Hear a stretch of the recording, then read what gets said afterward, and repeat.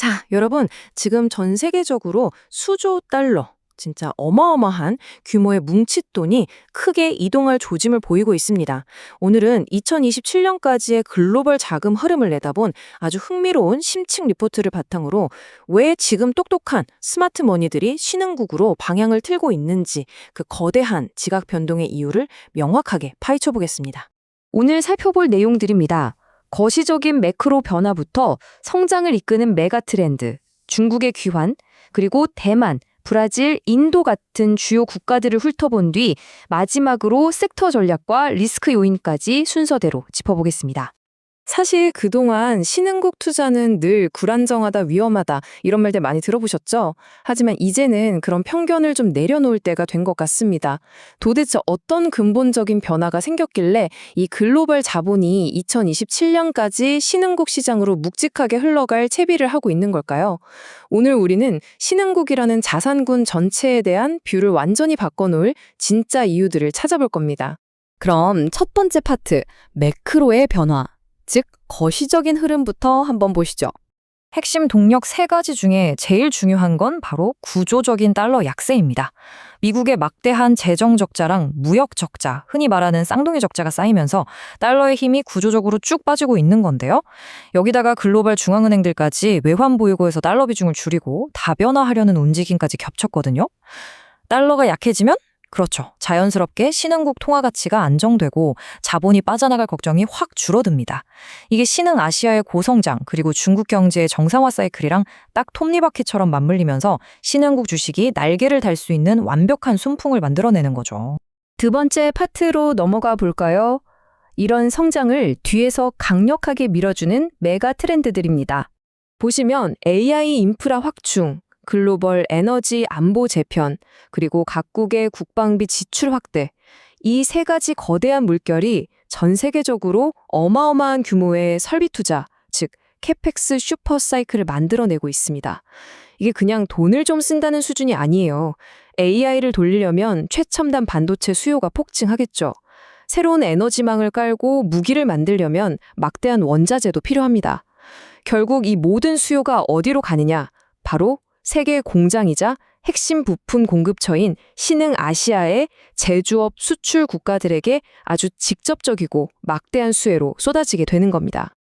여기서 정말 눈여겨보셔야 할 게 하나 있습니다. 지금 신흥국의 진짜 매력은 그냥 덩치만 커지는 게 아니라는 거예요. 핵심은 바로 기업이 실제로 벌어들이는 돈, 주당 순이익인 EPS에 있습니다. 지난 몇 년 동안 인플레이션이다, 공급망 교란이다 해서 꾹꾹 눌려있던 신흥국 기업들의 이익 마진이 드디어 정상 궤도에 오르고 있거든요. 특히 주도업종들의 실적이 아주 폭발적인 탄력성을 보이고 있습니다. 그러니까 단순히 주가가 싸서가 아니라 이익 성장 면에서 선진국을 완전히 압도하는 구조적인 우위를 쥐게 된 겁니다. 자, 세 번째 파트입니다. 신흥국 지수에서 절대 빼놓을 수 없는 큰형님이죠. 중국의 귀환입니다. 화면에 보이는 이 숫자 4.5에서 5%. 이거 그냥 대충 나온 숫자가 아닙니다. 2026년부터 시작되는 중국의 15차 5개년 계획 초기 2년 동안 중국 정부가 무조건 지켜내겠다고 벼르고 있는 타겟 GDP 성장률입니다. 웅크렸던 거대한 코끼리가 다시 뛰기 위해 아주 명확한 기준선을 그어놓은 셈이죠. 솔직히 그동안 중국 경제, 팬데믹 이후에 디플레이션에다가 지독했던 부동산 침체까지 진짜 말도 많고 탈도 많았잖아요? 그런데 데이터들을 보면 드디어 그 수렁에서 빠져나오고 있습니다. 예전처럼 빚잔치 하면서 아파트 짓는 그런 부동산 의존 경제는 이제 버렸어요. 이제는 전기차, 친환경 에너지, 그리고 무엇보다 첨단 반도체 자립 쪽으로 체질을 완전히 뜯어고치고 있습니다. 정부가 돈줄을 확 푸는 강력한 재정정책의 지원까지 더해져서 이제는 첨단 기술 중심의 새롭고 꽤 단단한 강세장 무대를 세팅하고 있는 겁니다. 네 번째 파트는 글로벌 투어입니다.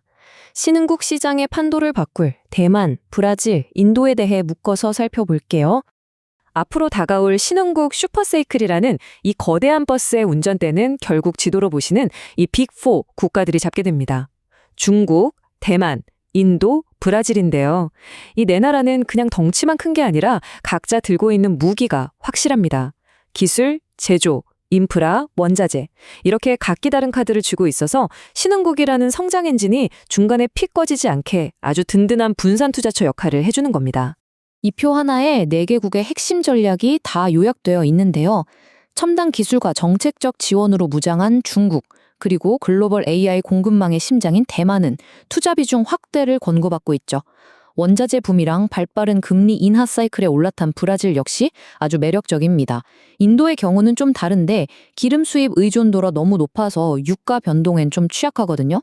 그래서 단기적으로는 중립이지만 대규모 내수 인프라와 제조업 육성 정책 덕분에 장기적으로는 여전히 무조건 비중을 늘려야 한다는 쪽으로 전망이 모아지고 있습니다. 여기서 정말 깜짝 놀랄 만한 숫자 하나 보여드릴까요? 1조 달러.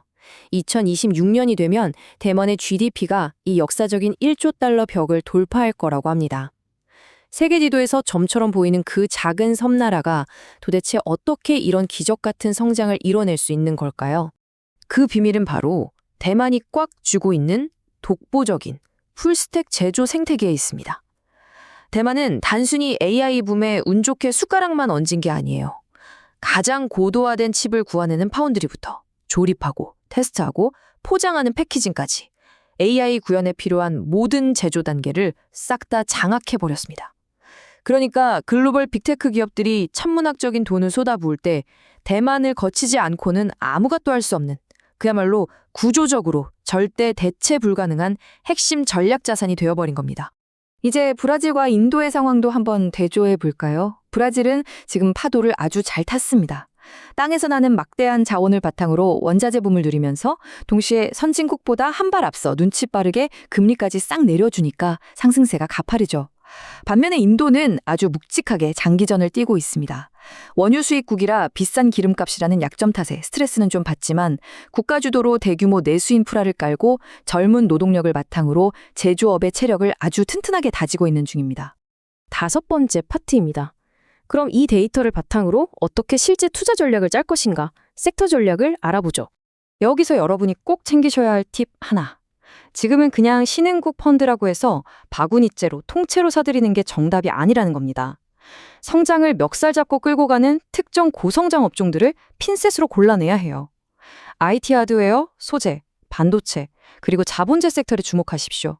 아까 말씀드린 글로벌 캐펙스 사이클이나 AI 붐이랑 딱 직결된 애들이라서 실적 튕겨 올라가는 탄력성이 장난이 아닙니다. 이 핵심 섹터들이 딱 집중할 때 신흥국 기업들의 진짜 펀더멘털을 포트폴리오에 온전히 담아내실 수 있습니다.